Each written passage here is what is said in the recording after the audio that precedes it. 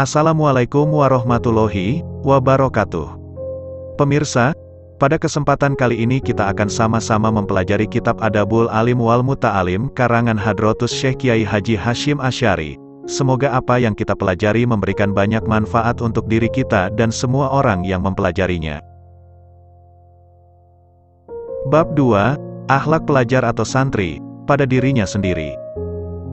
Etika pelajar terhadap dirinya sendiri ada 10 macam, yaitu: pertama, harus mensucikan hatinya dari setiap sesuatu yang mempunyai unsur menipu, kotor, penuh rasa dendam, hasud, keyakinan yang tidak baik, dan budi pekerti yang tidak baik. Hal itu dilakukan supaya ia pantas untuk menerima ilmu, menghafalkannya, meninjau kedalaman maknanya, dan memahami makna yang tersirat.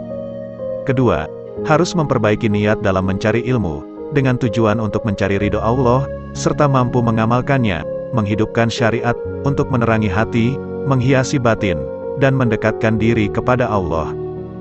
Tidak bertujuan untuk memperoleh tujuan-tujuan duniawi.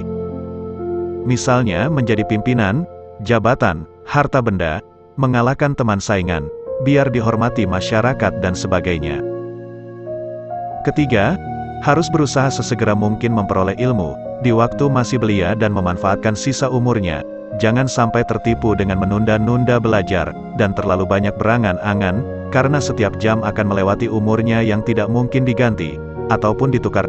Seorang pelajar harus memutuskan urusan-urusan yang merepotkan yang mampu ia lakukan, juga perkara-perkara yang bisa menghalangi kesempurnaan mencari ilmu, serta mengerahkan segenap kemampuan, dan bersungguh-sungguh dalam menggapai keberhasilan.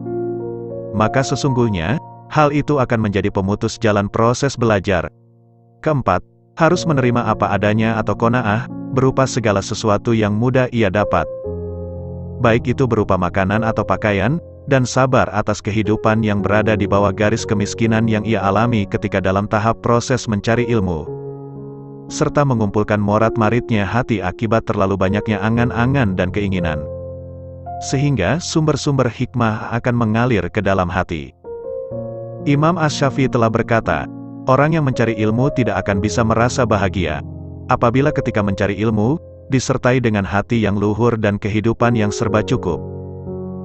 Akan tetapi orang-orang yang mencari ilmu dengan perasaan hina, rendah hati, kehidupan yang serba sulit dan menjadi pelayan para ulama, dialah orang yang bisa merasakan kebahagiaan. Kelima, harus bisa membagi seluruh waktu dan menggunakannya setiap kesempatan dari umurnya, sebab umur yang tersisa itu tidak ada nilainya.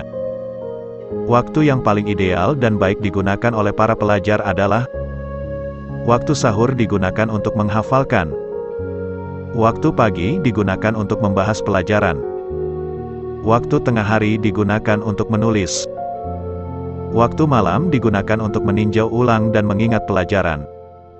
Sedangkan tempat yang paling baik digunakan untuk menghafalkan, adalah di dalam kamar dan setiap tempat yang jauh dari perkara yang bisa membuat lupa. Tidak baik menghafalkan pelajaran di depan tumbuh-tumbuhan, tanaman-tanaman yang hijau, di tepi sungai, dan di tempat-tempat yang ramai. Demikian pembelajaran kita pada hari ini, semoga kita mampu mengambil segala manfaat, dan semoga Allah memberikan kemudahan kepada kita untuk menjadi orang-orang yang berilmu. Wassalamualaikum warahmatullahi wabarakatuh.